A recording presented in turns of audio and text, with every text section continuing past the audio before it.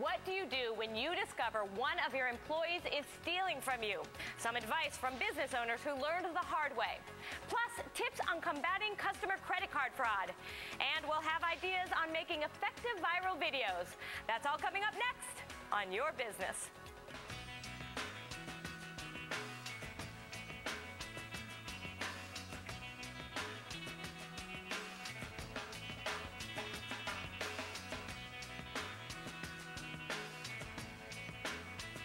Small businesses are revitalizing the economy, and American Express Open is here to help. That's why we are proud to present Your Business on MSNBC.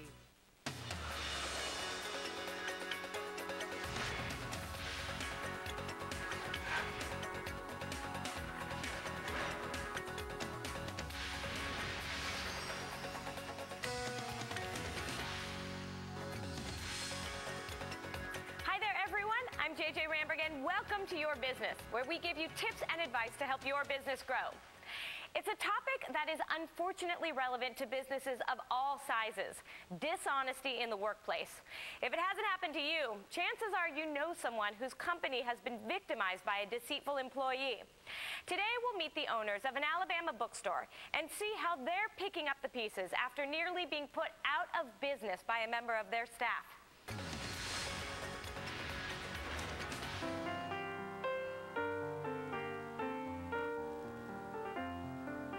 At first, I think it was total disbelief. She was a friend. I mean, her children played with my children. We hung out in the same circles. In the fall of 2008, Karen and Kiefer Wilson faced the unthinkable. You've heard of identity theft, you've heard of people getting taken advantage of, and things like this happening, but you just never really think it's ever going to happen to you. Page and Palette, the Wilsons' third-generation bookstore located in the picturesque Gulf Coast community of Fairhope, Alabama, had been the victim of theft. And the most shocking part? It was one of their own employees that was stealing from the business. I would ask her to come to my office, and she would just be like a deer in headlights. I mean, the desk wasn't organized. There was paper everywhere. How she could find anything was amazing to me. But she made it very difficult for us to even try to find anything. A lot of times I would never see my bank statements. I'd ask for them, and then you'd get busy or whatever. It just never happened. Over the course of almost 2 years, Teresa Lyda, Page and Palette's bookkeeper, had been stealing from the company in a variety of ways, from taking additional payroll checks to fraudulently using a signature stamp. Most significantly, she was using payments intended for vendors to pay off her personal credit cards. She altered the entries in the business's accounting software to cover her tracks. It just seemed like we never were able to pay everybody up to date, especially credit cards. Meanwhile, the Wilsons were working frantically to survive amidst a recession and pinpoint why their seemingly healthy business was struggling to make ends meet. We had lots of big events that would bring in a lot of money, and even after that event, it was like we never had enough money to pay all the bills. We thought it was the coffee shop. We thought we were overstaffed. We thought we were ordering too much. We thought, we looked at every single department. We were dissecting everything that we were doing. I was maxed out on everything. No lines of credit anymore. I mean, we were going under. Within weeks, I told Karen that I thought the books were in criminal shape. Lynn Mostyn was hired as Teresa's replacement in October 2008, after Teresa left Page and Palette for a new job. I was absolutely stunned just at what I initially found, and literally went for an hour looking at it and piddling with things and going, this just can't be. This can't be what I think it is. So when I finally told Karen, and I said, don't be horribly alarmed. Let me do a little more research, and I ended up getting back with him saying, no, it is what it looks like. She's been wiring money out. Local authorities were contacted, and ultimately the FBI took over the investigation. In January 2010, Teresa was convicted of wire fraud. She was sentenced to 10 months in prison and ordered to pay more than $80,000 in restitution. We estimate that she stole a little over $160,000. And when she left in October, literally, because she was writing all these checks to her personal bills and not my vendors that were showing paid, but they weren't paid, we were on hold. And we did not have the inventory needed to sustain the season that we normally do. The Wilsons very nearly had to shutter Page and Palette and declare bankruptcy, but they persevered. The day-to-day running of the bookstore hasn't changed all that much, but Karen and Lynn work closely on the finances. You can't give one person all the responsibility. We talk about, you know, who we're going to pay. I see a cash balance every day with her. I know exactly what we're paying that week. We spend more time looking at our bank statements. We spend more, those bank statements come to our house as opposed to the business now. The advice I would give any small business owner is to monitor as much as possible, to be hands-on with financial statements, with bank statements, with signing all checks, with being in contact with your vendors and knowing what you actually owe. And while the Wilsons look at this ordeal as the most difficult of learning experiences, they still believe they have to trust their staff. You know, you're going through tough times, tough economy, you go through an oil spill in the summer, but you just have to just kind of persevere. And so we just feel like we got to work harder than we ever have before. And you just believe in good people. There are good people out there willing to do just good, honest work.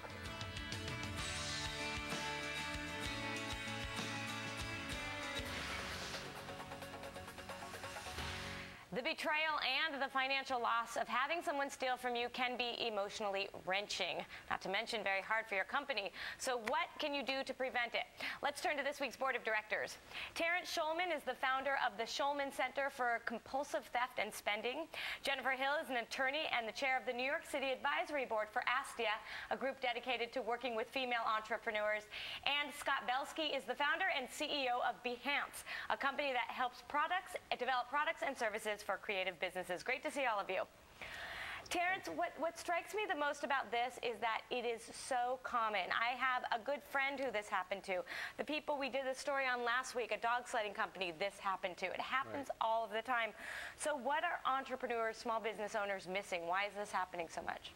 Well, first of all, the U.S. Chamber of Commerce estimates that about 75% of employees steal in one way, shape, or form from the workplace. So that's actually most of us. So but that it's includes, quite prevalent. That includes me stealing a pen, right? So I must admit, sorry, NBC, I'm guilty of that. I don't know how. Yeah, JJ, I don't know how they define it, but there's all kinds of theft to what we see here in this particular case, grand scale embezzlement, to time theft, loafing, to taking office supplies, to all kinds of things. But and actually, since the onset of the recession, there's been a statistic that employee theft has risen about 50%. So people do this. So when you're hiring somebody, what do you tell people to look out for? Well, you know, the old saying, an ounce of prevention is worth a pound of cure.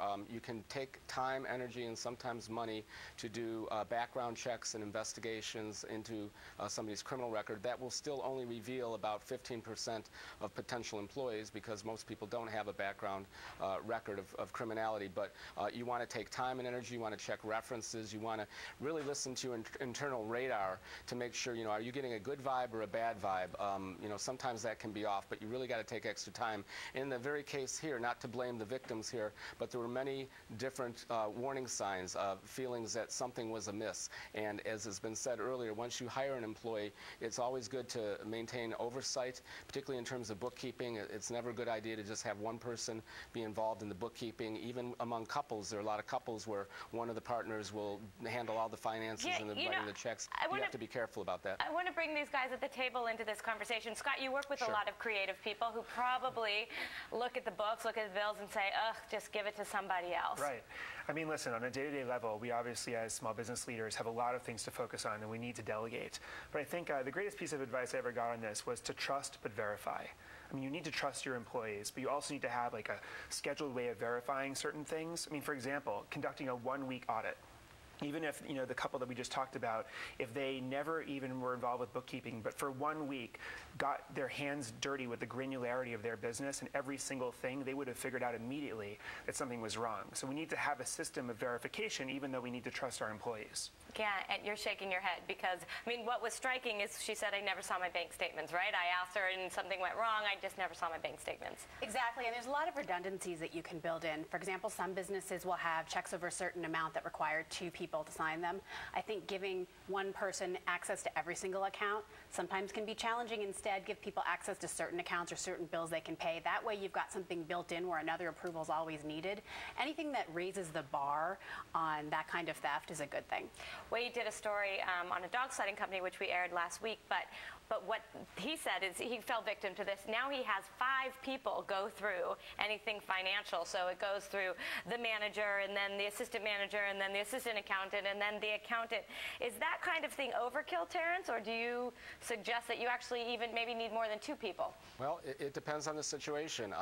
But even small businesses are vulnerable, and I know they can't hire a whole lot of staff to look over everything, but at least to have a second person. Again, as was mentioned earlier, having bank statements mailed to the home rather than to the office, to have surprise audits. And again, but the big thing is often it is even the star employee who can be let out in handcuffs. So when you have friends who you trust, even family members. I've worked with cases where family members were stealing from family businesses. So you can never be so sure. Part of it is just plain greed. Part of it is the financial stress that people are under with the economy. Part of it is people are shopaholics and they get themselves into credit card debt and they're more vulnerable. And a lot of times people will start off very small, testing the system, and a lot of times they don't even intend to have it get out of control as it does. But once they get away with it, it gets to be addictive even in some cases. So the lesson learned really is checks and balances, really. I mean, everybody knows this, but it's good to be reminded because a lot of people don't do it. All right, Terrence, thank you so much for joining. We really appreciate it. Well, thank you.